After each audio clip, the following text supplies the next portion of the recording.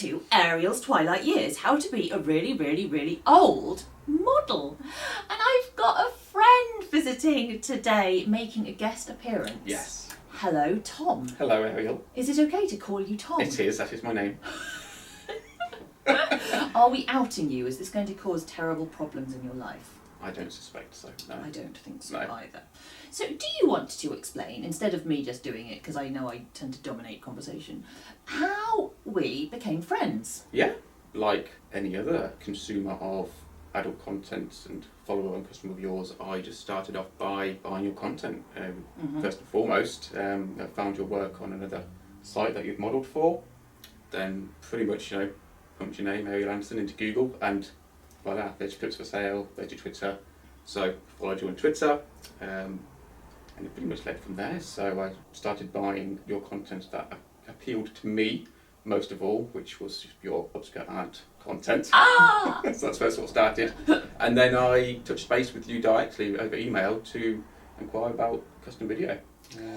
Do you remember a point at which where you realised we were friends? There are some bits that stick out to me over the years where we've been conversing. I think the first thing that, to me, I can't remember what year it was, it might have been in 2019 perhaps, and I had been going through a bit of a low spell, not feeling great, like just in and of myself personally. I'm hesitant to call it anything like depression because I'm not clinically diagnosed or anything. So I had been absent from Twitter for about 3 months, I think it was, not really interacting with yourself or anybody else, Sure. to be perfectly honest, like I sort of had done previously. Yeah. And then you just messaged me out of the blue, just asking how I was. Did I? Yes, because it had been so long. You said you hadn't heard from me in a while and you were worried, and that was the first, I guess, indication I had that there was, I guess, an element of friendship between us. So now, fast forwarding Yes. some years, we are friends and we talk most days. Yep. And we have seen each other in real life more times than I can actually. Yes, if I thought about it, I could perhaps recall all of them, but off the top of my head,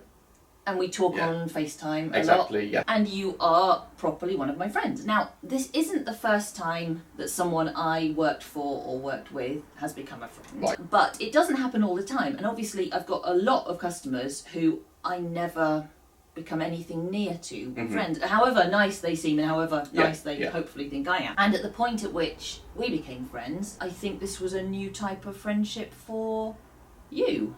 Like most of your friends were male. Yeah, absolutely, yes. So I sort of grew up, I guess as many young men do at school, the majority of their friends are male. Yeah. Because we, I guess, typically share similar interests in and around that age and spend more time in and around each other. So the likes of football, I guess, is the obvious one. Yeah. And throughout my, I guess, adolescence and my 20s, my friends were all male, and all my friends were from school. Yes. And from college, when I went to college for a year, because they were all male. And any, I guess, female acquaintances I had were just girlfriends of those friends. They weren't my direct friends. Yeah. So it was certainly a first for me, becoming friends with you. So I think being aware of that, because you told me that, being aware that we already had a professional relationship, I think I went into this friendship with you in a much more mindful way than I normally have. I was sort of aware of the age difference. I was aware of the fact that you purchased my stuff and potentially I might ruin your fantasies. I was just, in the past I've sort of fallen into friendships quite often without really thinking, is this a good idea? Yeah.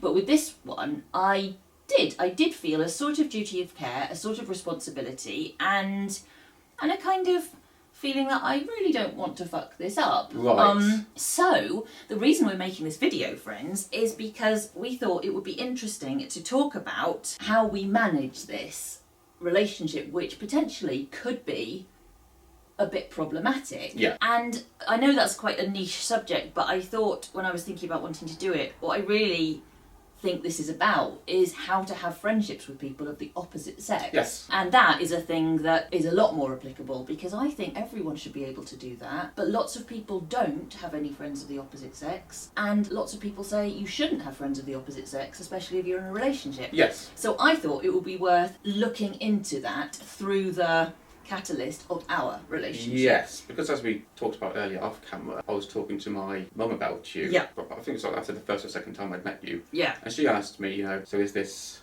sexual? Is this romantic? And I think a lot of people have that assumption when it's it comes to... It's a very reasonable question. Relationships and friendships between people of the opposite sex. And I think it's a little bit of an perhaps outdated and antiquated assumption to have. But I think that what we have tried to do, create a friendship that isn't just across the gender divide, it's also across the sort of sex work consumer divide. I think that sort of exaggerates the potential issues, because at least at some point you must have fancied me, at least on some level. So is it possible to have a friendship in that kind of situation?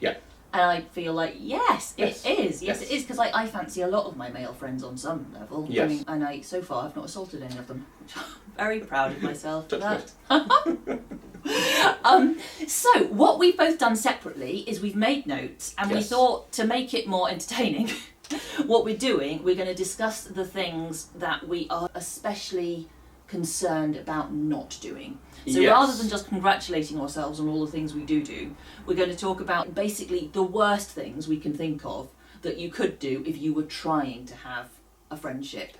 Across the gender divide and across the model consumer type divide. Also, we're drinking sherry. We are. Because that's just how sophisticated we are. So I'm going to start. And the first one, which I know you'll have stuff to say about as well, the first thing I'm very aware of not ever wanting to do is financially exploit you or any of my friends who I've met through this. Because obviously this relationship started with you paying me for stuff. And I know that it would be quite easy, because I've seen models do it, to basically use getting closer to someone to just make them pay for more stuff. Like, I've seen a lot of models with friends who drive them everywhere. Who like put them up for free when they're on tour. Pay for not just presents but stuff like phone bills. And and I'm very aware that when we started to socialise in any way, I was really desperate to make sure that it wasn't costing you money. Were you aware of that? No, I personally very nice. hadn't given it any thought at all up to that point. And sort of as I alluded to before about my mum being cautious and wary of whether this was a sexual thing or romantic thing sort of thing, she also asked me, is she using you for your money? And I was like, no, first and foremost, but also it hadn't crossed my mind. I'm glad that you weren't kind of nervous about that, but certainly I was very aware that you were already paying for my products. I really wanted to equalise the relationship. You know, it would have felt like if then you'd taken me out for dinner as well and paid, which I've tried to do since and failed every single time. And partly that's just because I really like paying for dinner, because of all the times people have bought me meals. Like, I've not paid for a lot of the meals that I've had in my life, and it feels nice to kind of redress that balance. I guess this point was quite a simple one, really. I would never want you to think that I might be about to ask you if I could borrow money, or can you just drive me somewhere, or can you just solve this financial problem for me? I'm very aware of that, because it's something I've seen happen, and it makes me quite upset. I mean, from my perspective, at this point in our friendship, if you came to me asking for help in one of those sort of regards, then obviously, yes, I would be happy to help you. Well, thank you. But I suppose, if this happened 3 or 4 years ago when we just started, there might have been some sort of indication to say that she's just trying to use me for whatever end. And I imagine a lot of the things we're going to talk about, it's not like a hard and fast rule, but certainly going into a friendship, it's stuff that you have to be aware of, and then maybe as time goes by and trust builds, you don't have to be quite so paranoid. So what is your first thing that people mustn't do or shouldn't do? I think the first one for me, as a red flag, is the inability to separate and differentiate the performer from the person. Appreciating that Ariel Anderson is the model and the performer, and it's her job, and then there's the person behind that who has hobbies, interests, friends, family, health concerns of their own, and all that sort of stuff, like everybody else does in the world.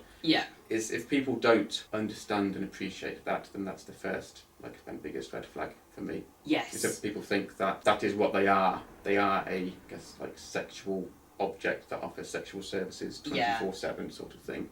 and they don't appreciate that there's a person behind that. Yes, and I think, this should be a point that's so obvious it doesn't have to be made, but we both see on Twitter the way that people sometimes talk to models, clearly it's not obvious. It's not obvious to everyone. I'm certainly aware that if you were coming to see me and you were tweeting like, oh yeah, I'm going to see this submissive, slutty friend of mine and she's going to be dressed really sexy and I can't wait to be seen hanging out with her.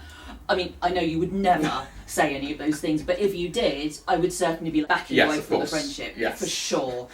And certainly I have sometimes got that kind of energy. Right. Not from people who actually became friends, but people who I was maybe working with and I thought, we're not going to become friends because I think you're going to have trouble separating these two things. And people who just think that I'll want to talk about sex all the time, I guess, as well. That leads on to another one of mine, is that it's like just constantly and persistently talking to them about sex and porn, and I suppose specifically trying to get them to engage in some sort of sexual correspondence. So people consistently message you about certain perhaps fetishes that they're into. Trying to sort of egg you on, get a rise and response out of you along those sorts of lines. I guess it's just sexually predatory to me. I think it is. I think it's kind of low-key sexually predatory, and it's one of the things I've really appreciated about our friendship, and one of the reasons I felt safe to become a friend of yours is that you clearly were always capable of there being a dividing line. So we could be discussing a custom video I was going to shoot for you, and at the same time we could be talking about something medical that I was going through, and those two things could kind of happen in parallel. And I think that if you want to be friends with a model, you need to be capable of doing that. And I think not everyone is capable of doing that. And maybe they can learn, so I think... I would hope so. I think everyone's capable of learning and of changing, so... I guess if I was to look back 15 years ago, back when I was, in my teens, and if I was having conversations with models back then, I perhaps wouldn't be quite as sophisticated with my correspondences as I am now. Now... we are extremely sophisticated. You can tell because we're drinking sherry. I'm drinking it quite fast. You are. I have noticed that. I'm drinking it very comparatively slowly. I should probably catch up. So my second point is a little bit less obvious than the financial exploitation, but it's another thing about exploitation. I'm aware that it's really important that I don't emotionally exploit you. And what I mean by that is let you down in a way that I wouldn't let down a fan who isn't a friend. So I've seen this kind of thing happen that, I'm not very well, so I'm just going to shoot the custom for this guy I don't know and I'm going to skip the one for my friend because he'll understand. So kind of flake out on your friend because they'll probably forgive you. Right. So I'm aware of not letting you down in ways that I wouldn't let a stranger who was buying my product down. Okay, I see what you mean. And not expecting you to put up with bad service because, we're friends and I'm not very well or I'm sad at the moment. So you want to try and treat everybody the same regardless? Yeah, because I don't think that my ability to provide you with products should be impaired by our friendship. Honestly, I think you would probably be quite forgiving if you prepaid me for a custom video and then I was like, Tom, I'm not feeling very well. You'd be very understandable. It has happened. You've been very understanding. You've always done it preemptively. You've written to me and said, I saw you said on Twitter that you'd had a headache for 2 days. Yeah. Please put off the custom. Because we talk so often, I'm usually aware if things aren't well. Yes. And I'll mention that in any inquiries I make. And I'm just very aware that you shouldn't get an inferior service right, from me. I see what you mean. Because of our friendship. And I imagine that's an issue all the way across business. I personally don't feel that way about it whatsoever. That's nice of you. As a friend, if I know that you're not well, and obviously you went through cancer scare stuff last year, if you postpone stuff, you postpone stuff. It doesn't matter if it's on the day you tell me that I've got up today and I'm not feeling particularly well. Don't shoot it, I have no problem with that whatsoever. That's very nice of you, and it's certainly true. Obviously, if I'm not well, I'm not going to shoot you a useless movie. But I am aware, because I've seen it happen, that sometimes models they'll let down photographers they're friends with because he'll understand if I don't turn up to the shoot. What you mean. So I'm just always mindful of the fact that it could be tempting. I guess you don't want to take advantage of the friendship, I suppose. Yeah, because it would be easy to treat the nicest people in your life the worst, Yeah, because they'll take it. Yeah, that's my second point. What would you like to discuss next? So what I would like to discuss next is actually the first point I made. It's something that we, in fact, often joke about because I say it a lot. Is it your favourite word? Yes, it is. It's my... I'm always wary of being overbearing. I love this word.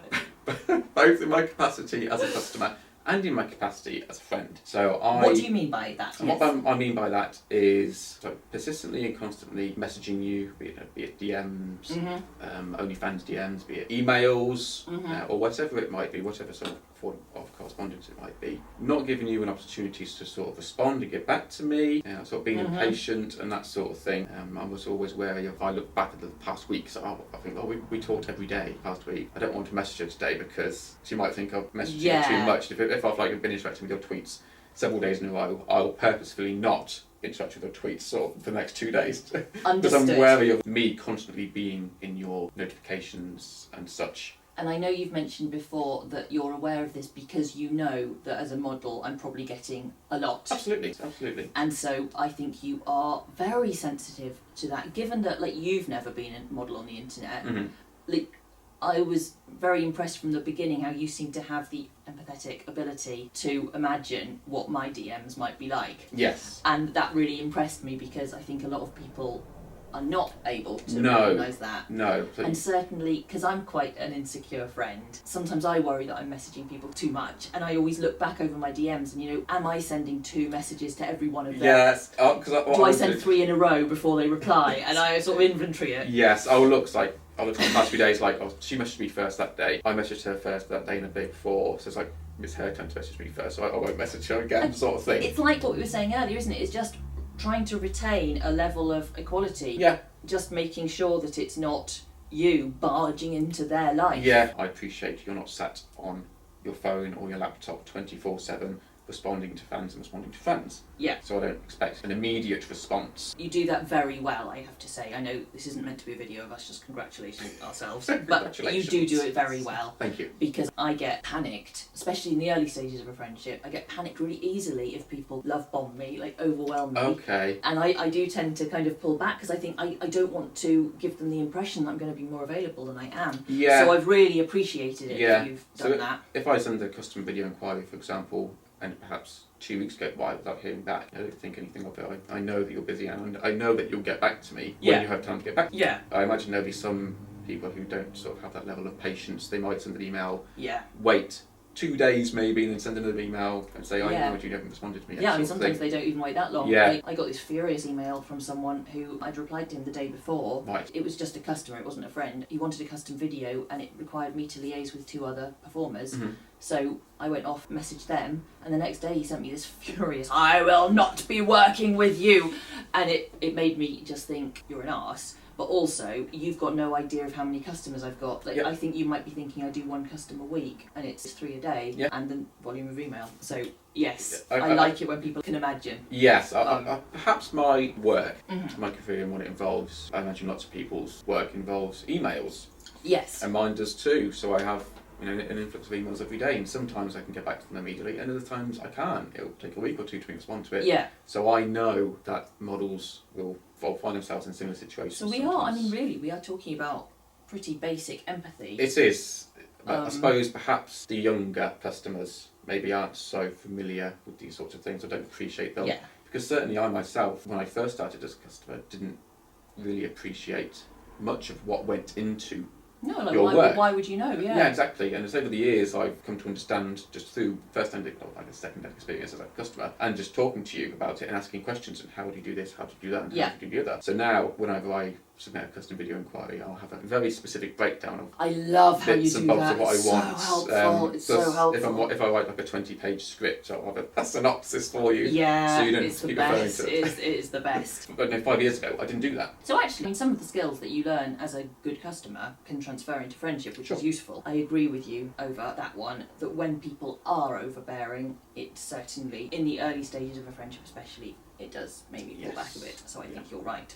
So my next point I have to admit, this is one I was once guilty of. Okay. So it's a bit embarrassing to talk about, but I do think it's really important. And I've called this one Create Your Own White Knight. Very early in my adult life, I had a quite bad relationship. Mm-hmm. And I had an employer who hired me for various work, and he fancied me. And I found it really comforting to tell him about my bad relationship, because he'd say things like, oh, I'd look after you. You shouldn't put up with someone treating you that way. And it was really flattering and really comforting, and it made me feel really good, and it made him confused, and it made him think I was going to leave my boyfriend for him. Right. And I did leave my boyfriend, but not for him. Okay. And it was a mess. And when I look back, I think he was a bit predatory, because I was really young and poor, and he was employing me and also hitting on me. Right. But I also think I've got some responsibility for that. I should not have been telling him about the problems with my intimate partner relationship. Yeah. Because it is opening up a whole complexity to that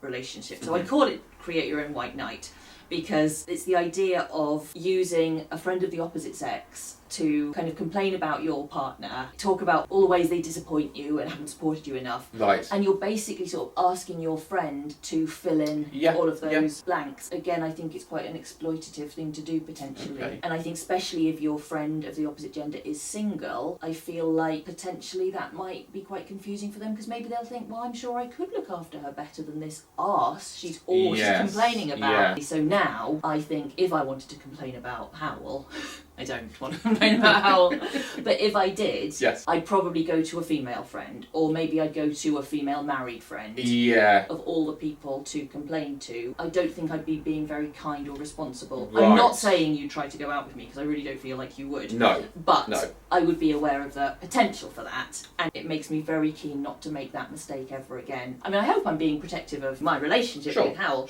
but I hope I'm also, by being careful of that kind of thing, I hope I'm being protective of you and my other male friends as well. Right. Because I've got girlfriends. If I need to complain about my boyfriend's cock or my I can go to them. Yes. What do you think about that one? Is that something you are aware of? No, it's interesting to listen to you describe that, because obviously we do talk about all sorts of things, and you can talk to me about anything.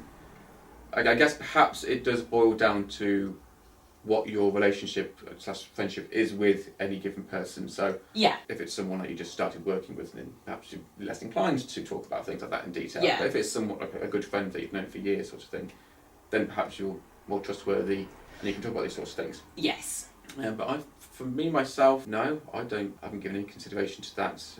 I think you guys talk about whatever you want to whoever you want. Within reason, of course, taking these things into consideration.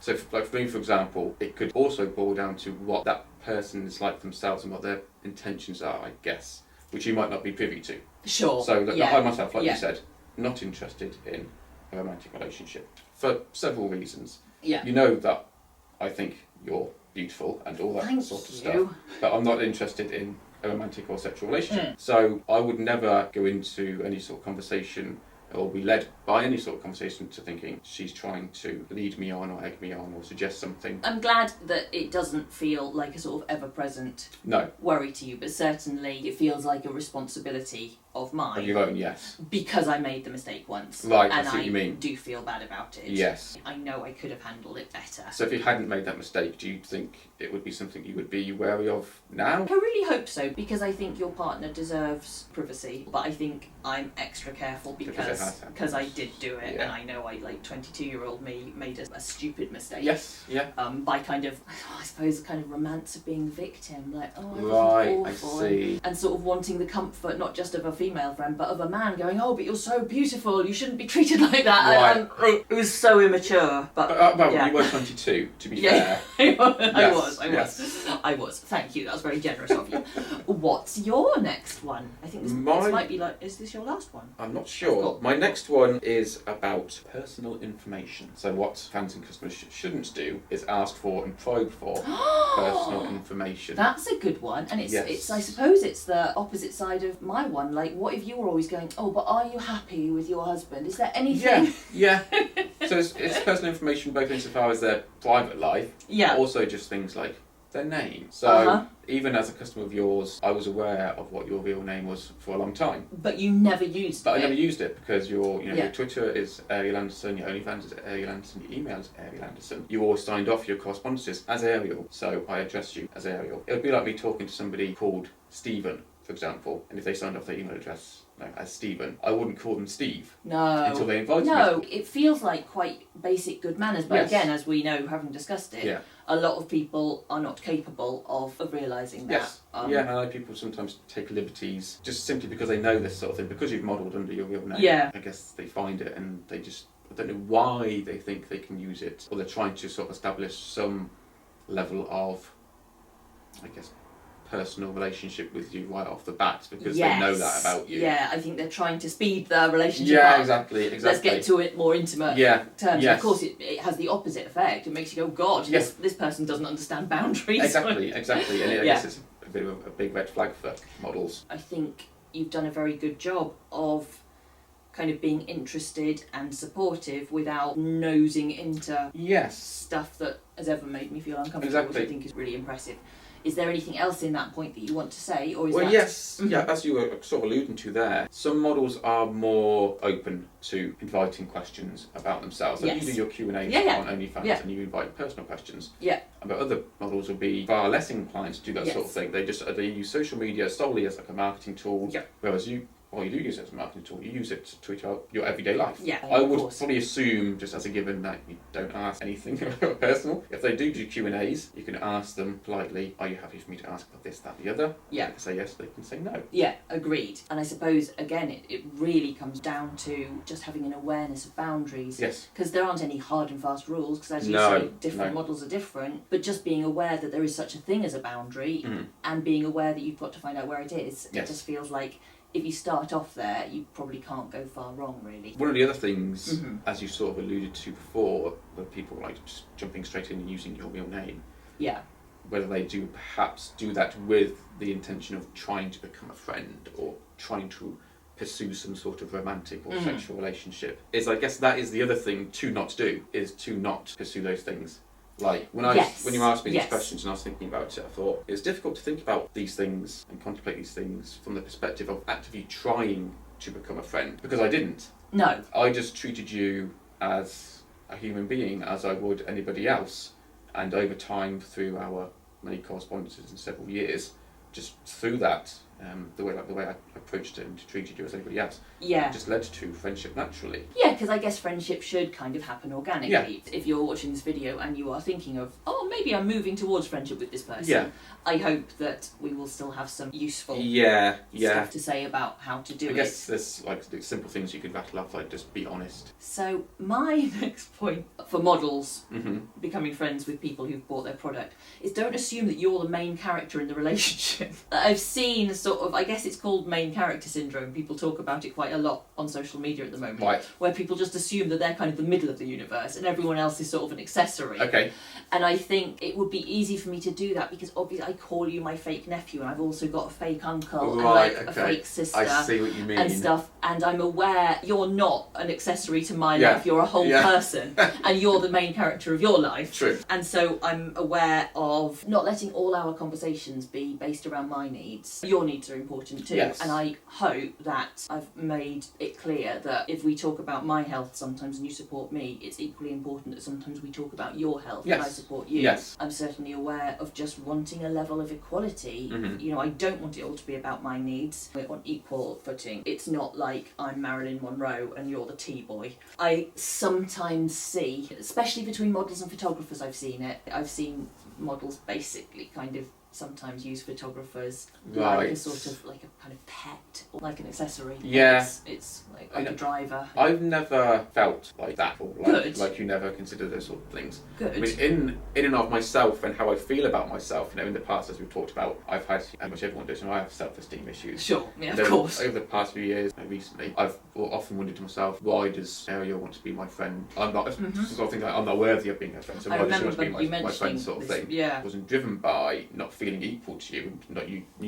not treating me equally. It was just in and of myself, so like doubting my own worth to you as a friend. Yeah, and I certainly never want you to feel as though your value to me is that you make me feel good about myself. Yes. Like, yeah. Because I can see you do make me feel good about myself. You do always get in touch and ask how I am. I suppose if I was not very sensitive, or if I was just a bit selfish, it would maybe be easy to just kind of take that as my due, and I'm just aware of not wanting to do that because I am important and you are important too.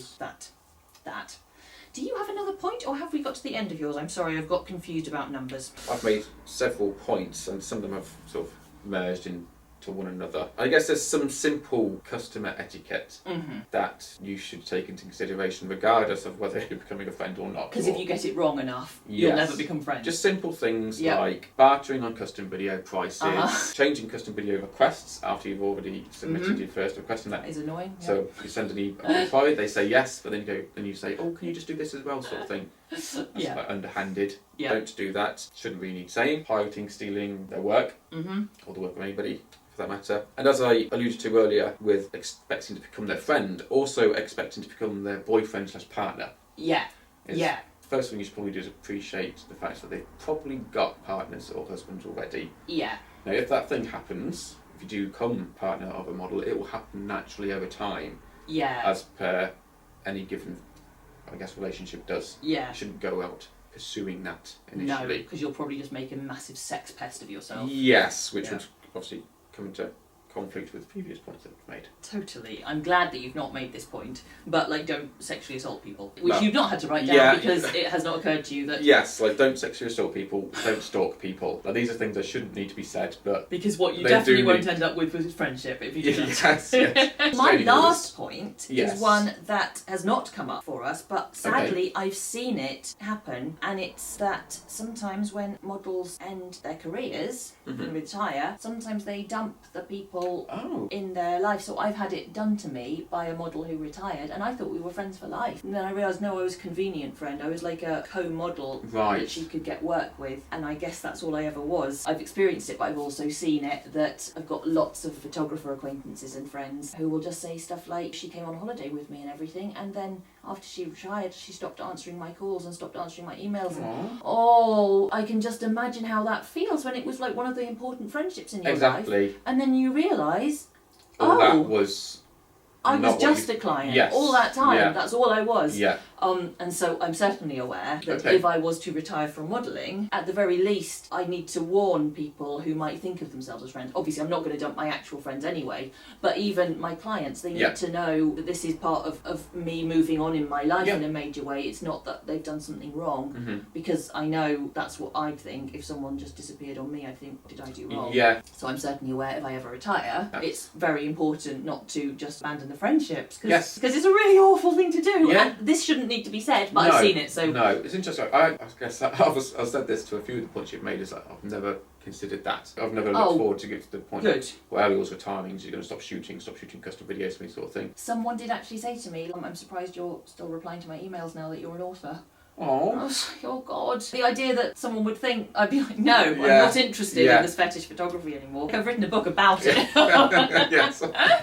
So those are our points of things to avoid if you find yourself moving towards a friendship, especially between customer and model, sex worker and sex work consumer, but also just any relationship, especially when you're across the gender divide, if you're both heterosexual, or across the potential attraction divide. So I hope you found that useful and interesting. We are actually halfway through a sort of working holiday. We've done all the working bit though. We have, yes. And now we're doing all the holiday bit. This is a sort of segue between the two. Yes. I think it's a holiday. Howell does not accept that doing YouTube is a holiday. No.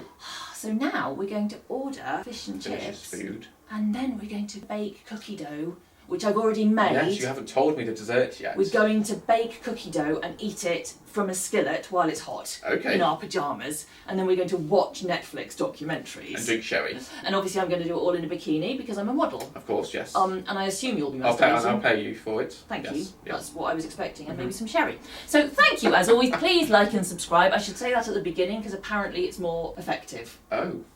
Does it work for the YouTube algorithm better? No, I think it works on people's brains better. Oh, because they might not make it. Because now they're just looking next door to my screen and deciding what they're going to watch next, and they're not doing what I'm saying. Thanks as always for joining us. I'll be back next month. Thank you so much, Tom, for joining me. Thank you for having me. Splendid. Thank you so much for sharing your perspective, because I think it will be really useful for people to hear. I hope so. Thank you. Goodbye now. Goodbye. Goodbye. Goodbye. Bye. Goodbye.